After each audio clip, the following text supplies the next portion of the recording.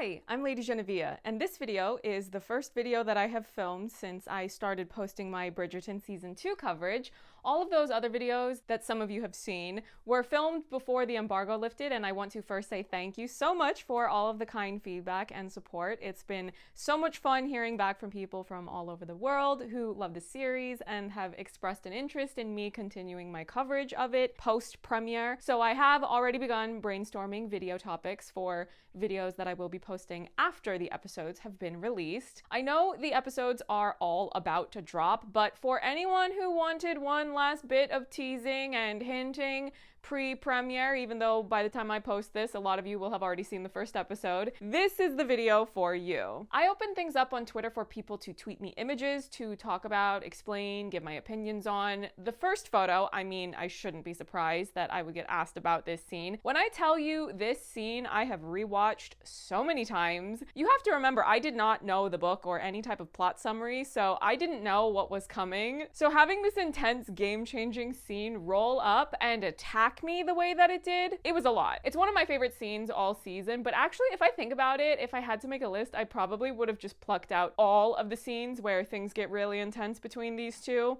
as my favorite parts of the entire season. Also, I don't know if I ever really framed it in this way, but one of the things that I think is an underestimated part of writing their story into a television series is that you have to be so precise in writing two different types of ebb and flow, where you have these moments where they get intense with each other, but you also have to show them behaving politely because of the world they live in and the social norms of that setting and their socioeconomic status. But then you also have to gradually escalate the intensity of their encounters when they're just not able to stop themselves from having feelings and emotions come out. These encounters have to escalate over the course of the season. I also love the camera work of this scene because you start off with wider shots of them, but then as the emotional intensity starts to ramp up, all of the shots are much closer to the both of them, and it's a very effective way of pulling the audience into those moments, so you can hopefully be as overwhelmed by the emotions at play as the characters are.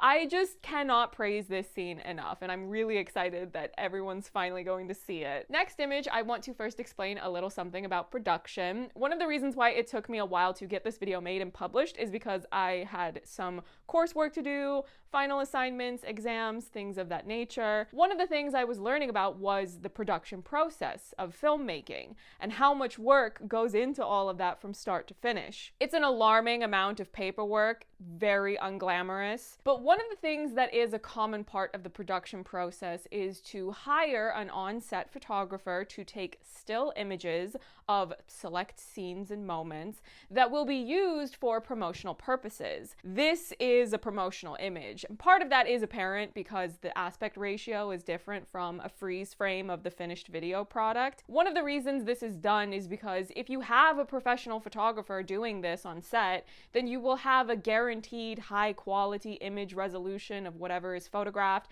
and you know exactly what you will be showing instead of having to play the guessing game of trying to scrub through footage in order to hopefully find a frame that looks good, where no one is in motion in a way that's unflattering, or someone's face doesn't look right because they're in the middle of speaking.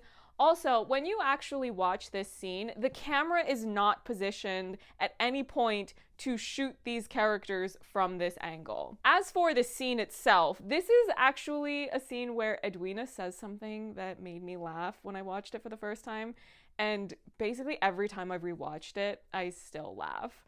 I'm not saying you are going to laugh, but I did, and I do, and I will not apologize for that. Next submission has 4 photos, so we can go through them one by one. The first image, I have one thing to say. He is breathing her in. Do you smell that?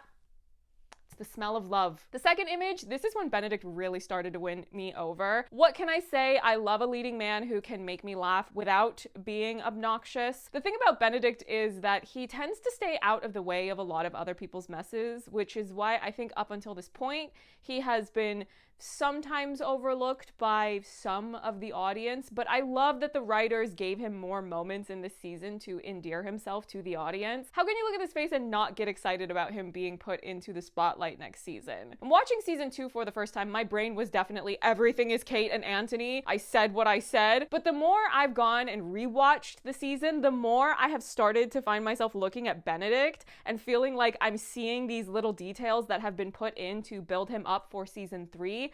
And now he has been upgraded a lot in my personal views of the large assortment of characters in this ensemble. Next image, I should have known this would be sent in. This is another example of what is clearly a promotional photo, because you've all seen the footage of Anthony falling into the lake and getting himself out of it, and the camera is shooting him from this angle, but this photo indicates that the photographer was shooting him from the other side. I think some people have speculated that this image and what happens is a reworking of a certain part of the original book, but since I had not read the book before watching the season for the first time, I of course thought of other references that I've already mentioned in other videos, like Colin Firth in 1995. Now that I am familiar with the source material, I think it's safe to say that both of those things are probably true. I think both are being referenced. For better or worse, there is a lot of this scene that has already been released for promotional sake, but I still think that getting to watch the scene in its entirety will be worth the payoff. That way you can watch it uninterrupted and in the context of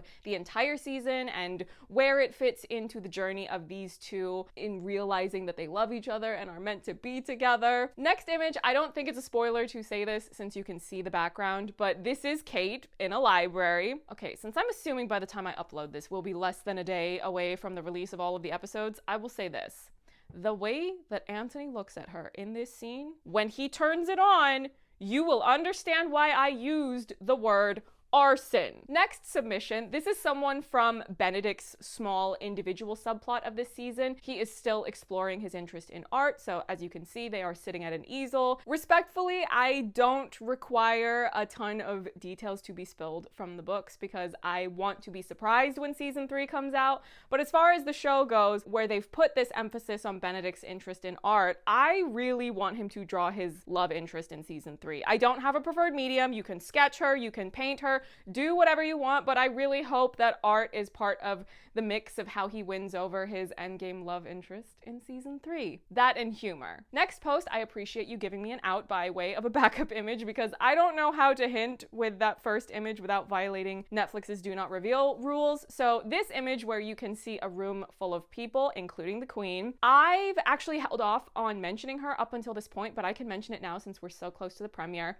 The Queen is more interesting, in my opinion, this season. In season 1, she felt like she was often more of a plot device and there to serve utilitarian purposes and iconic side eyes, but she feels like more of a character this season, and I enjoyed what she brought to the season 2 story. This photo, I don't know where you got it from, but I literally cannot talk about this. If you still want me to talk about it after the premiere, let me know and we'll see if I have anything I would like to add to the conversation. Next up, more promotional photos. This actually sums up so much of where I wished they had kept the focus of this season. Look at how many characters there are just by taking the Bridgerton family, the Sharma family, and Lady Danbury. That's a lot of characters in this room. Penelope is also a prominent character for obvious reasons. The eventual relationship with Colin, her being Lady Whistledown. But next season, let's learn from what I'm assuming will be a scathing point of feedback for season 2.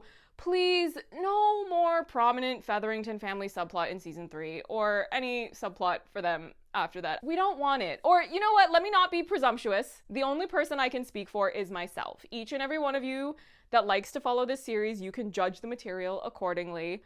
I just personally don't need this. Unless you're going to expand the episode count to be at least 10 per season, I am politely requesting that you be better in how you distribute your time. I want more Sharma family material in season 3. Next up, I'm being asked about this dance and the still of Jonathan Bailey committing arson, as he does repeatedly in this season. If you've watched my other videos, you may have heard me talk about a time where you see Kate and Anthony and it's iconic, and then they're going to change locations, and I got really irritated because they cut away to the Featherington family subplot in the middle of that location change. The final thing I wanted to bring up is not a photo that anyone else has sent in, but one that I personally pulled from the Bridgerton page on my Netflix media account. I chose this photo because the most surprising part of the embargo lifting is how much has been brought to my attention, like in my comment section, for example. I don't know what these other fools are telling you about this season, and by the way they've riled up a lot of you, I don't believe I really want to know the details. I quickly skimmed a couple of reviews just to see what the market was like, and not me sounding like a business person, I was doing market research. No, but I kind of was, and I saw that one review had claimed that Daphne was, I forget how they worded it, but they were making it seem like she was unnecessary to this season's story. To that I say, it's incredible that you have managed to build enough of a platform to be given press screeners to a hit Netflix series, only for you to demonstrate a total lack of media literacy, or perhaps an inability to actually pay attention to what's in the season that you've just watched. No spoilers, just watch the show and see how wrong any season 2 Daphne antis are. She made points. And that's that. And this lack of media literacy, or perhaps a high level of laziness, is at play here when people have the audacity to speak ill of Edwina. I believe the word that's being passed around is brat, and I can't help but ask why, if you're someone who has seen the season, are you singling out Edwina, of all people, and calling her a brat? For what exactly? Expressing human emotions? Are Indian women not allowed to do that? For all the chatter people love to make about wanting to celebrate diversity and celebrate representation, how is Edwina the character that you are singling out for fallacious reasons to nitpick her character and getting fans worked up over nothing? We will be revisiting this topic after the episodes are out. The problem I have with this is not about me liking a character on a show and then others seemingly disagreeing. I do like Edwina, but I do not need others to validate my admiration of fictional characters. What I have a problem with is that when you have a show like Bridgerton with a very large and very passionate fan base and you misrepresent a character and cast them in a negative light, you are creating unwarranted hostility towards not only a character, but there will inevitably be some who will take those feelings too far and then be hostile towards the performer. Furthermore, in fan spaces online, there is always this disproportionate amount of negativity and animosity that gets directed towards characters and performers who are not white. And I cannot help but feel like these biases are coming to light when you have a season with an ensemble of characters and multiple characters in that ensemble are conducting themselves in areas of the morally gray, or some might even describe certain actions by certain characters as amoral. Why exactly was it so easy to ignite hostility towards one of the only leading Indian characters in this season when absolutely none of her actions in this season can fall under those labels? And just so we're clear, a fictional character doing something morally reprehensible is never a valid reason to be vicious towards the performer who plays them, even if that was the case for Edwina or any other character on this season. Edwina has a character arc as an individual, and she and Kate also have a dramatic arc as sisters and the relationship that they have with each other. I have repeatedly aimed to convey without spoiling anything specific that the Sharma family is one that is full of love, and yet every other time I try to go to my comments to engage with the really nice people that are tuning in to what I am posting on here, I keep getting questions or concerns about Edwina being a negative part of the show. I don't want to go on a long tangent critiquing every example of bad behavior on the internet because we would inevitably be here all day, but I wanted to address this now to not only let everyone know that I'm putting a pin in this so we can talk more about Kate and Edwina, among other things about this new season, once all the episodes have been released to the masses, but to also reiterate that I don't want anyone to think that my channel is a space to hypocritically nitpick the behavior of fictional Indian women, while the fictional white women are left to run around misbehaving as much as they please without anyone having an issue with it. Let the Desi girls have their moment. Now, for those of you who were nice enough to sit through that bit of scolding, thank you for watching. I'm really excited that the season is finally going to come out because I really want to get into all of the spoilers, talk about everything in detail. Well, maybe not everything. I don't want to do a video about the Featherington family drama. I highly doubt that anyone would take the initiative to pester me imploring me to talk at length about them when there are so many other characters and so many other stories that are far more worth my time to get on here and chat about. If you liked this video, don't forget to like this video. Leave your comments down below about episode 1, because by the time I post this, I'm sure all or most of you will have seen the early sneak peek of premiering episode 1. I know I'm gonna be in there, but by the time you watch this, it's not like we can say hi in that chat. I don't even know if there's going to be a chat. What am I even going on about this for? Subscribe so you don't miss any of my spoiler-filled Bridgerton Season 2 video discussions that I will be posting after the episodes have been released for all of you to watch. And I will see you in the next one. Bye!